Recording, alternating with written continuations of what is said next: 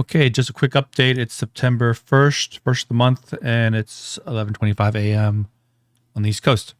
Um, just some thoughts on my mind real quick on people talking about the dollar index being like a double top, and I just never seen that. I know for me, I was watching this red line going down, and we had a breakout, and it's going up a lot. We haven't even retested, but I think people were calling these two tops here like a double top or something. I just don't see it. And if you look at history, we went to $1.64 back, in 85. And I don't remember 1985 being like a terrible year. Anyway, but one thing I noticed was when we went to the top of the channel on the dollar index.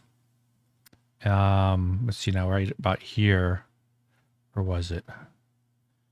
It's right here. It was January 2017. And then, Bitcoin had that huge bull run, right, in 2017, and then it peaked out 2017. So that's when the dollar went down. Bitcoin started its big bull run. And I'm thinking maybe we'll have something like that happen again.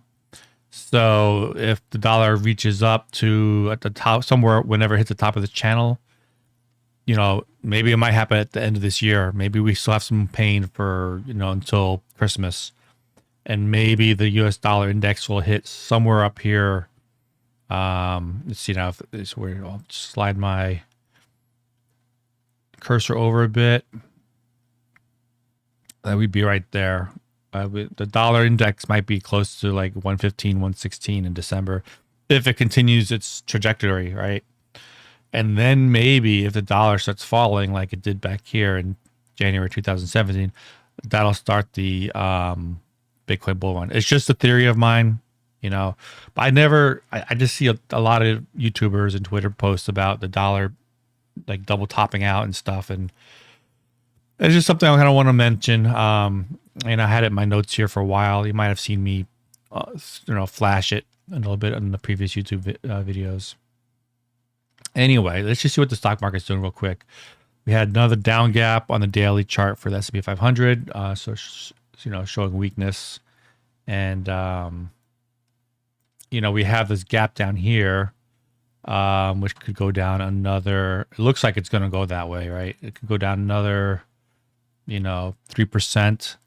If the bulls want to take charge, which is not really showing any strength at all, they've got to at least bounce off this, right? You don't want the bears to go below the kiss of death that I've talked about before, because then it's just lights out, right? If we go below there, people will just get, shaken out. And then we're going to probably fill maybe these other gaps here from COVID. And that, again, would be like a 50% drop from the all-time high. Million token. Let's see now. We're down to these lows here back in June of around $2 and a wick below. We were at this level right about here where, it was resistance at around $2 and let's say 60 cents around there. And then it kind of went sideways in this, between here and, July. It's found support throughout July.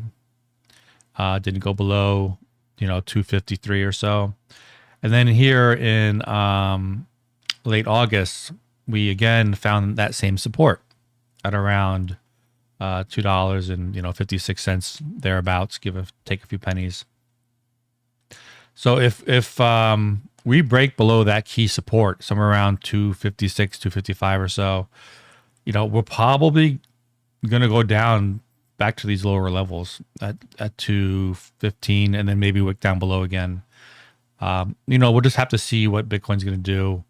But I'm thinking, if Bitcoin goes, further down, again, we're showing a little bit of weakness now.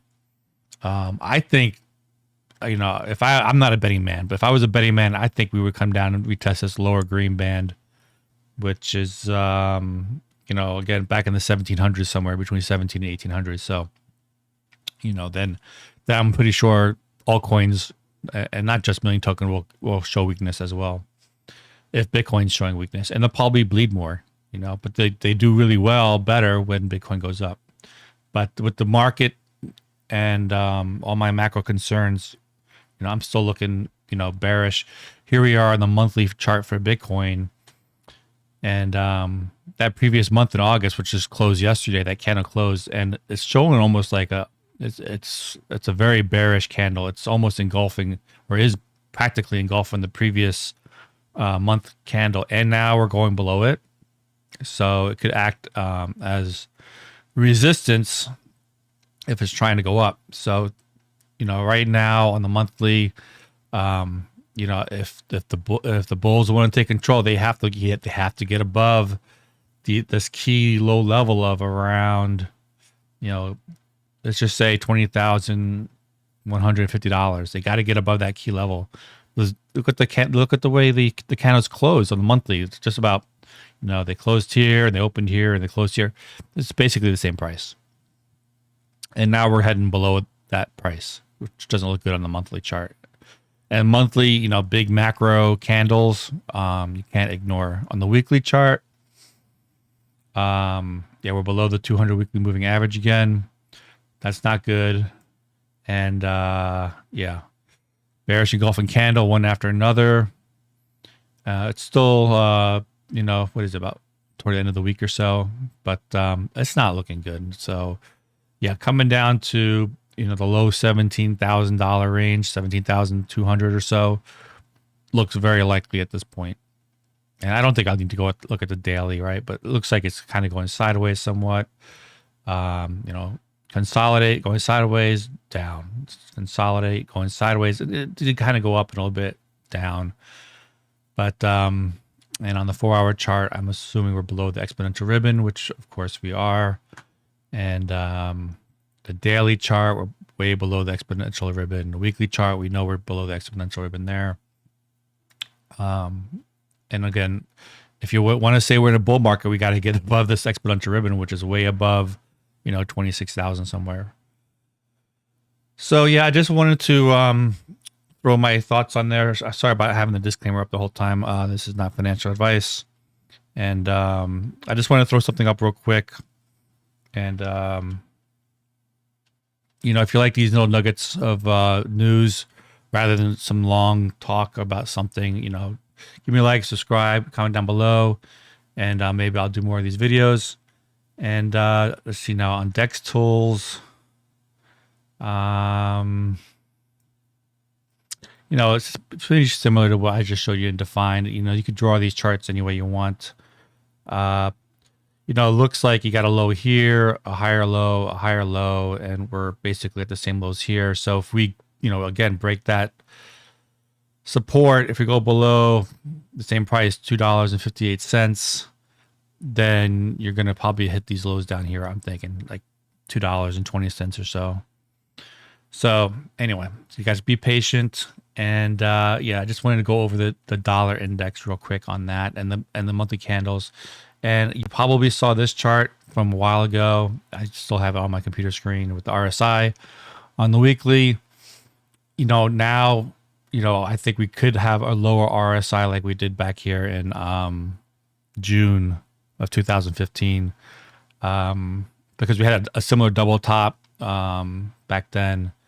And if we have a lower RSI here come in the next few weeks or months, then I'm pretty sure that would be a bottom, unless for some reason Jerome Powell or the Fed, they want to continue raising rates in a recession environment, which is absolutely crazy. If they want to crash market prices more, they certainly can.